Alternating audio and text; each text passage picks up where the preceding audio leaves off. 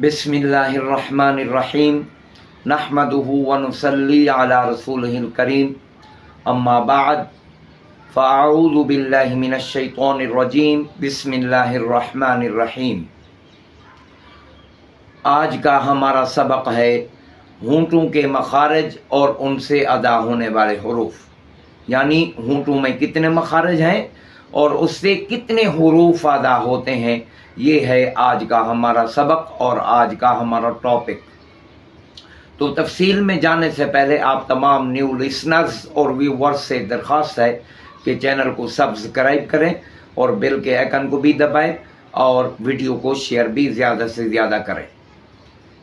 तो सबक की तफसील, टॉपिक की तफसील ये है, होंठों में 2 मखरज हैं और उससे 4 हुरूफ अदा होते हैं। होंठों में 2 मखरज हैं और उससे 4 हुरूफ अदा होते हैं। तो मखरज नंबर 14, नीचे के होंठ का शिकम, ये जगह नीचे के होंठ का शिकम यानी पेट, नीचे के होंठ की तरी वाला हिस्सा, नीचे के होंठ का तरी वाला हिस्सा, इसको शिकम कहते हैं, पेट जिसको हम बोलते हैं। तो नीचे के होंठ का शिकम या पेट या तरी वाला हिस्सा और सनाया उलिया की बाहर वाली नोकें, सनाया उलिया ऊपर वाले दांत हैं, बाहर वाली नोकें, ये बाहर वाली नोकें, इससे एक हर्फ फा अदा होता है। नीचे के होंठ का शिकम और सनाया उलिया की बाहर वाली नोकें, इससे एक हर्फ फा अदा होता है।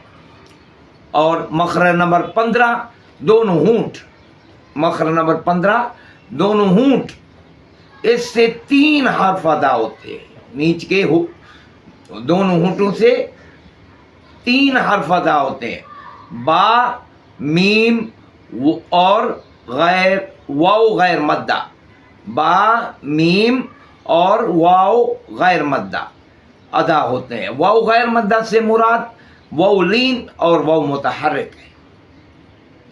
वाव गैर मद्दा से मुराद वाव लीन और वाव गैर मद्दा मुराद है। इन चारों हरफों को फा, बा, मीम, वाव गैर मद्दा, इन चारों हरफों को शफविया कहते हैं।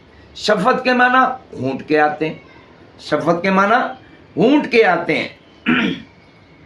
फिर ये सवाल पैदा होता है कि बा, मीम, वाव गैर मद्दा, क्या सिर्फ ये तीनों हर्फ होंठों से अदा होते हैं या इनमें कोई फ़र्क भी है, ये सवाल होता है। हाँ फ़र्क है, हाँ फ़र्क है। बा दोनों होंठों के तर्रे वाले हिस्सा से अदा होती है, इंतिबा की शफतैन से अदा होते हैं। बा, मीम इंतिबा के शफतैन से अदा होते हैं। इंतिबा के शफतैन कहते हैं दोनों होंठों के ऊपर तले मिलने से अदा होते हैं और वाव दोनों होंठों के गोल होने से अदा होता है। इसको इंज़िमाम शफतैन कहते हैं। इंज़िमाम शफतैन किसको कहते हैं कि दोनों होंठों के इस तरह मिलने से कि किनारे तो मिले हुए हों और बीच खुला हुआ हो, कि इस तरह के गुंचा की शक्ल बन जाए, इसको कहते हैं इंज़िमाम शफतैन। और इंतिबा के शफतैन कहते हैं दोनों होंठों के ऊपर तले मिलना, ऊपर तले मिलना, जिस तरह हम इस तरह। फिर इनमें ये फ़र्क है कि बा तो दोनों होंठों के तरी वाले हिस्सा से अदा होती है, इसको बहरी कहते हैं, बहर के माना समंदर और पानी के आते हैं। मीम दोनों होंठों के खुश्की वाले हिस्सा से अदा होती है, इसको बर्री कहते हैं, बर के माना खुश्की के आते हैं। और वाव दोनों होंठों के गोल होने से अदा होता है। अब सवाल ये हुआ कि होंठों में 2 मखरज नहीं बल्कि 4 मखरज हैं। एक फा का हो गया, 3 जो है ना बा, मीम, वाव गैर मद्दा के हो गए, ये 4 मखरज हुए, 2 तो ना हुए। تو اس کا جواب علماء نے یہ دیا ہے، گو ایسا شبہ ہو تو سکتا ہے، گو ایسا شبہ ہو تو سکتا ہے، مگر حقیقت یہ نہیں ہے۔ کیونکہ اس لیے کہ ان تینوں کی ادائیگیوں میں جگہ نہیں بدلتی، ان تینوں کی ادائیگی میں جگہ نہیں بدلتی، بلکہ یہ تینوں ہونٹوں ہی سے ادا ہوتے ہیں، صرف احوال ادا جدا جدا ہے، صرف احوال ادا جدا جدا ہے۔ کیا؟ اور با میم میں گو جگہ تو بدلتی ہے، با میم میں گو جگہ تو بدلتی ہے، مگر ان دونوں کے محل ادا میں اتنا قرب ہے، اتنا قرب ہے کہ ان کو دو مخرج نہیں کہا نہیں جا سکتا۔